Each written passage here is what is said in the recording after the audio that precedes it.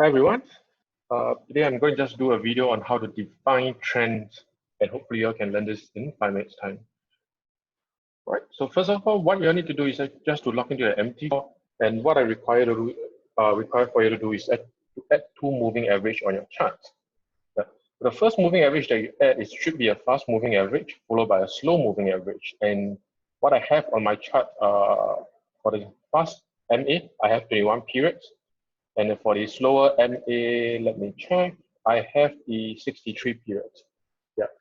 Doesn't matter whether you're using exponential, smooth, or any of that. Yeah. At this point, it doesn't really matter much. And the two settings that I use isn't any magical settings. Yeah, it just happened to be a period which I use, which I like. Yep. So after adding the two moving average on a chart, next you should add is, what you should do is change your chart to a line chart. Yeah, we are not looking at the price by itself. So the moment you change your line chart, effectively what we are looking at is only pure price, not price action, just pure price. And we can have a very objective look and to define what's a trend and what's not a trending period. So in essence, what we are looking out for is the fast moving average below the slow moving average, and for price to be below the fast MA. That's all we are looking out for. Yeah. So once this happens, this will effectively be a downtrend for us. Yeah. And the moment price cross above the fast MA, this will actually be considered a range for us. Now, we are not exactly interested in trading such a period. Yeah.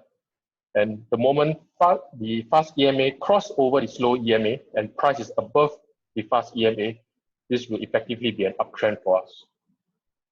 Now, to make it more objective, what we should do is to define when the crossover happens, how wide a distance should the EMA be before we consider an uptrend. That there are times when the EMA is actually really close together. So should we consider this, and price is below the EMA, should we consider this a downtrend?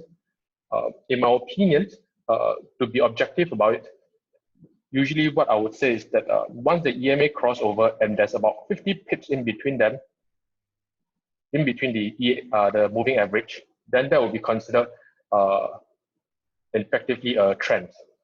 Yeah. So if it's actually pretty small gap, you can see that this is about 30 pips.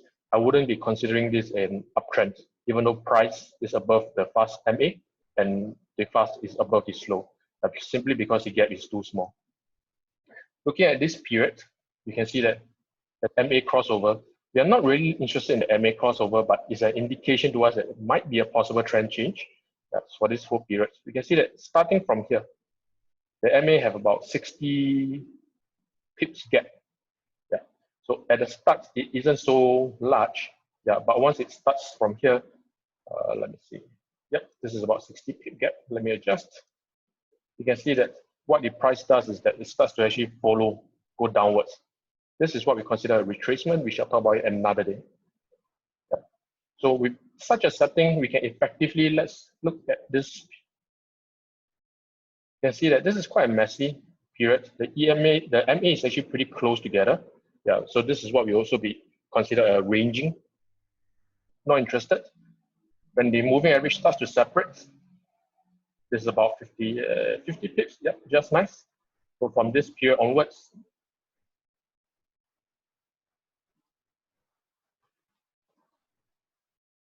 yep, about 50 pip separation. Then we are interested in considering this part of the chart as a trending period.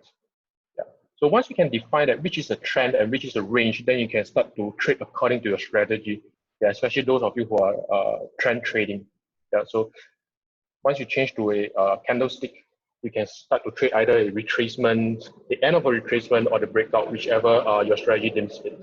Yeah. So this is a simple video on how to define what's a trend and what's not a trend. So that's all, folks. See you next time.